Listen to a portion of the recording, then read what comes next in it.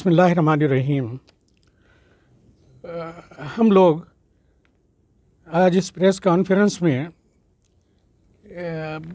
कुछ सवालात के साथ हाजिर हुए हैं कि जामिया इस्लामिया दारुल उलूम हैदराबाद की ज़मीन जो बिल्डर्स के हवाले की गई थी, सेक्रेटरी जामिया रहीमुद्दीन अंसारी साहब और जाफ़र पाशा के ज़रिए से, उस पर मुख्तलिफ़ गोशों से तनक़ीदों के बाद उनको एहसास हुआ और उस एग्रीमेंट को कैंसिल कर दिया गया और एक वीडियो के ज़रिए ही सिर्फ ऐलान किया गया। और इसके अलावा वहाँ की 11 एकड़ 16 गुंठे ज़मीन में से बल्दिया रोड वाइडनिंग के लिए 2 एकड़ से ज़्यादा ज़मीन हासिल की, जिसका मुआवजा RTI इंफॉर्मेशन के ज़रिए से ये आया कि 11.5 करोड़ की रकम हासिल हुई और उस रकम में से 2.5 करोड़ से ज़्यादा ख़र्च भी हो चुकी है। हमारा अपना सवाल ये है कि वो जो ख़र्चशुदा रकम किस मद में ख़र्च की गई और अगर वो बिल्डर को वापस की गई तो जिस वक्त बिल्डर से रकम ली गई उसका क्या इस्तेमाल हुआ है, ये उम्मत को जानने का हक़ है। मैं Munir Mujahid joint secretary, founder joint secretary की हैसियत से ये मुतालबा कर रहा हूँ, अब जो भी ज़िम्मेदारान हैं कि वो प्रेस कॉन्फ्रेंस के ज़रिए से इन तमाम उम्र की वजाहत करें। अब तक आप जो है मुखातिब किए हैं वो अपने घर में बैठ के किसी एक चैनल के ज़रिए से मुसलमानों का मुखातिब करके समझे कि उम्मत तक पैगाम पहुंच गया है, ये रवीश दुरुस्त नहीं है। हमारा मुतालबा है कि हासिल शुदा रकम का मुकम्मल तहफ़्फ़ुज़ हो और जो ख़र्च की गई रकम उस बाबत भी वजाहत की जाए और उस ज़मीन को मुस्तकिल हमेशा के लिए महफूज किया जाए। तौफ़ीर आमदनी के लिए उस पैसे को कहीं और इन्वेस्ट किया जाए। शुक्रिया। Any point? 11 करोड़ से ज़्यादा रकम, 11.5 करोड़ से ज़्यादा जो भी है जी हाँ। आइंदा प्रेस कॉन्फ्रेंस और कोई पॉइंट उन्हीं में ऐलान किया जाए, ना कि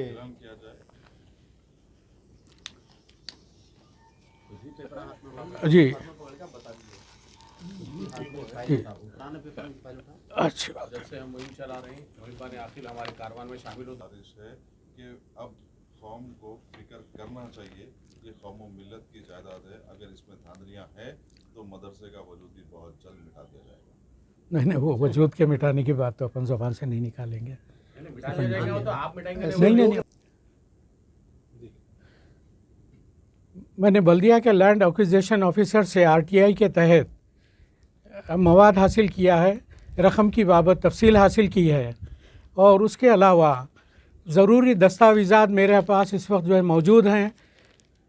इन तमाम चीज़ों की रोशनी में मैं और मेरे अहबाब मौजूदा इंतज़ामिया से मुतालबा कर रहे हैं कि आप एक प्रेस कॉन्फ्रेंस के ज़रिए से इन तमाम उमूर की वजाहत करें कि आने वाली रकम का क्या हुआ है और फिर इसी के साथ मौजूदा जो रकम आ चुकी है और जो रकम आपने उसमें से ख़र्च कर डाली है वो बड़ी अहमियत और तशवीश का बाइस है, उसकी वजाहत हम सब मुसलमान चाहते हैं। आप इसकी वजाहत एक भरपूर प्रेस कॉन्फ्रेंस के ज़रिए से करें, वरना ये समझा जाएगा कि आपके पास कहने के लिए, हक़ ज़ाहिर करने के लिए कुछ भी नहीं है और हम सब मजबूर हो जाएंगे कि मुल्की क़ानून के तहत क़ानूनी चाराजोई की जाए। और मैं आमतुल मुस्लिमीन से गुजारिश कर रहा हूँ कि आप अपनी आवाज़ के मुताबिक, अपनी हैसियत के मुताबिक इन लोगों को वाकिफ़ कराएं कि जिस रविश पे आप इंतज़ाम चला रहे हैं वो रविश अल्लाह रसूल के क़ानून के ऐन मग़ायर है। मुशावरत के ज़रिए से इस्लामी उमूर और इदारे चलने चाहिए, वरना इदारों का, बहुत से इदारों का वजूद ख़त्म होते हुए उम्मत ने देखा है। खुदा न खास्ता इस इदारे के साथ भी ऐसा हो जाए।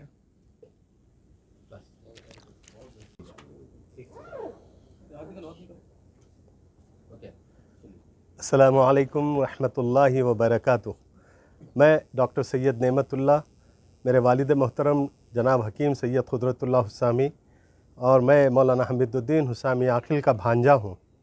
और मुझे ये शर्फ़ मिला कि मैं बचपन ही से मौलाना आखिल के और हमारे जाफ़र पाशा के साथ रहा, एक ही घर में हम लोग रहते थे। लेकिन आज जो माहौल बना हुआ है उसके तहत आप हजरात के सामने आना पड़ा। आप कोई क्वेश्चन करना चाहते हैं? कोई सवाल करना चाहिए? ऐसे क्या बात है साहब जो आज आप मीडिया को यहाँ पर बुलाया? नहीं, मदरसे में अब जो आजकल का माहौल है वहाँ पर कोई बेहतर निगरानकारी वहाँ पर नहीं है, और वहाँ पर जो है जो तलबा की तालीम का मसला है सब है वो एक ही कोई आदमी के ज़िम्मे दे दिया गया है, जो मैं समझता हूँ वो उस काबिल नहीं है।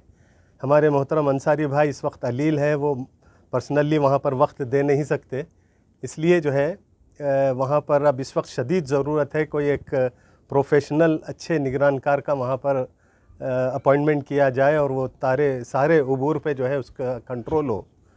और मैं हमेशा से कोशिश किया कि वहाँ पर मदरसे में मदाखलत करूँ। इस सिलसिले में वहाँ पर मैं एक कंसल्टेंट की हैसियत से मौलाना आखिल की ज़िंदगी में वहाँ के मदरसे के बच्चों को तिब्बी इमदाद भी पहुँचाया करता था, रोज़ 1 घंटा वहाँ पर बच्चों की तशख़ीस किया करता था। लेकिन बहुत जिद्दोजहद के बाद भी मुझे वो मुकाम हासिल करना पड़ा। मोहतरम अंसारी भाई के जहन में क्या चलता था नहीं मालूम कि वो किसी को ख़रीब होने नहीं देते थे, और जिस वक्त जाफ़र पाशा ख़रीब हुए उनके इख्तियारात उनको उतने नहीं दिए गए, और हम भी उनके लिए जो है मददगार साबित होना चाहे लेकिन उसमें भी कामयाबी नहीं मिली। मैं बार बार मुतादिद हमारे मौलाना जाफ़र पाशा के पास पैगाम भेजने के जो है मैं मुलाकात करना चाह रहा हूँ, वो भी जो है मुलाकात से जो है किनारा काज गुरेज करते रहे। इसी सिलसिले में अब हम आप लोगों की मदद लेना पड़ा ताकि आइंदा फिर जो है कुछ कानूनी कार्रवाई करें। और आप हजरात से में कितनी ज़मीन गई और क्या रकम आई और अब तक इसमें कितना इस्तेमाल कर लिया गया? कौन सा मदरसा? सारे जो ज़मीन मदरसे की जो गई है उसमें 11 करोड़ 48 लाख और कुछ रकम है वो, जिसमें से अब तक के जो है अभी ये लास्ट मंथ फिर कुछ 27 लाख रुपए वहाँ से ड्रा किए गए। जुमला तो कितने ड्रा किए गए? तकरीबन 3 करोड़ रुपए ड्रा कर लिए गए हैं वहाँ पर से। अच्छा, ठीक। कितनी ज़मीन थी ये 11 एकड़ कुछ गुंटे थी, 16 गुंटे, 11 एकड़ 16 गुंटे थी, जिसमें से अब 2 एकड़ कुछ गुंटे जो है ये 2.5 एकड़ के करीब मास्टर प्लान में गई है। आपके रब्त में नहीं है क्योंकि आप बहुत ही करीबी रिश्तेदार हैं, मौलाना आकिल साहब के भांजे होते हैं। आप जाफ़र पाशा साहब और रहीमुद्दीन अंसारी से इस ताल्लुक़ से डायरेक्ट बात नहीं करें? कई मरतबा किया। खुद अंसारी भाई जब अलील थे मुझे घर पे बुलाए और बिठा के जो है मेरे को बताए कि जो है देखिए मेरी तो हालत ख़राब है, अब आप ही लोग ज़िम्मेदार हैं इस शजर की जो है इसको सब्ज़ व शादाब रखने के लिए, आप इसमें ज़रूर मदद करना है आपको। और ये उस वक्त मेरे साथ जो है उनके बड़े फ़र्जंद भी थे जुनैद, बताए कि अब ये जुनैद की भी जो है आपको जुनैद का भी साथ देना है और इस इदारे की हिफाजत फरमाइए। आपके साथ तो कुछ और रिश्तेदार भी जुड़े हुए हैं? हाँ है ना, काफ़ी घर में जो है मेरे अपने भाई भी हैं और दूसरे हमारे भाई भी हैं, खलेरे भाई, वो भी जुड़े हुए हैं इसमें। आप आखिर चाह रहे हैं क्या? अब चाहने का मतलब ये है कि जो रकम आई है उसको जो है कुछ मुस्तहकम काम के लिए इस्तेमाल करें, जैसा कि आपने कुछ सोचा है? हाँ, इसमें जो है मैं ये चाह रहा हूँ कि इदारे की ज़मीन से हट के हम इसको कमर्शियल प्रॉपर्टी कहीं पर लें, ताकि वहाँ के जो है जो आमदनी जो किराए आएँ उस मदरसे की कफ़ालत साबित हो, ना कि जो है ये ज़मीन को तो जो है फैकल्टीज़ बनाने में, क्योंकि एक यूनिवर्सिटी की हैसियत रखती, यहाँ की ज़मीन बहुत अहम है। और आइंदा तलबा जैसे जैसे बढ़ेंगे और जैसे जैसे वहाँ पर शोबे बढ़ते जाएंगे तो उनकी इमारतें बनाने की हमको सहूलत हो। जी, जज़ाकल्लाहु खैर।